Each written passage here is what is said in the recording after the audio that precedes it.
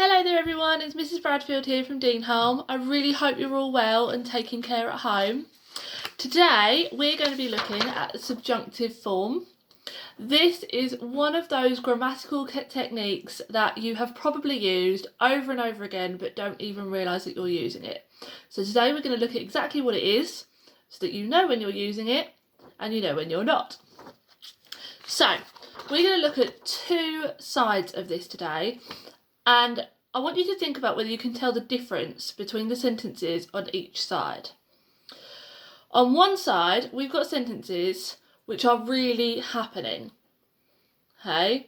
They are things that are happening, and most of them are things that are happening now. On this side, we've got things that we want to happen. They're wishes, they're desires, or they're suggestions. They're not things that are yet happening. They're unreal, perhaps imaginary, perhaps things that we want to happen or we're asking to happen. But the main thing is that they are not real situations happening. And that's the difference between these two sides. So let's look at it a bit more. These are the kinds of verbs that you might be using when you're using the subjunctive form. Something that you are advising somebody to do. So not something that they're doing yet, not something that they're even planning on doing yet in the future tense, or something that they've done in the past tense. These are things that people are being asked to do or suggested that they do. So these are the kinds of verbs that you could use. I insist that you do that. I command you to do that. And these are the kinds of verbs that you might use. It might also be an unreal situation, a dream, a desire, something you wish was happening, but isn't yet. The last one is something to do with something being important. It is essential that this happens. It's not yet happening, but it is essential that this happens. Those are the kinds of verbs that you can use when you're using the subjunctive form. So, here we have a sentence that is happening. She goes to the park. Something that we probably all wish we could do at the moment. She goes to the park. This is a sentence that is happening. Therefore, this is not the subjunctive form. We can change this sentence to become the subjunctive form by making it a request, by making it something that they are being asked to do, or in this case, told to do.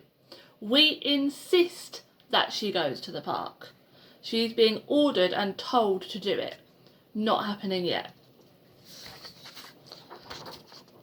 This person's being a bit nicer, and they are suggesting that she goes to the park. It's a suggestion. This is one of the more common sentences in the subjunctive form when we are talking formally. Now in school you will have talked a lot about formal and informal language. Usually that depends on who you're talking to or the situation you are in. This sentence, if she were to go to the park, then I would go with her. Or if she were to go to the park, she would be in trouble.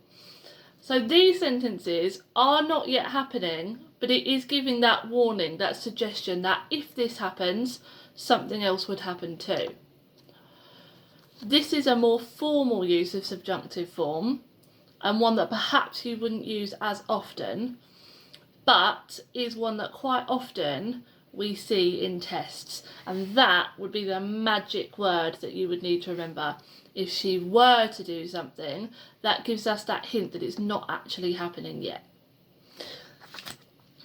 On the website, you will find some work for week 4, including some more slides on the subjunctive form, which should really help you with those unreal and real situations and the kinds of verbs that you can use to change between the two.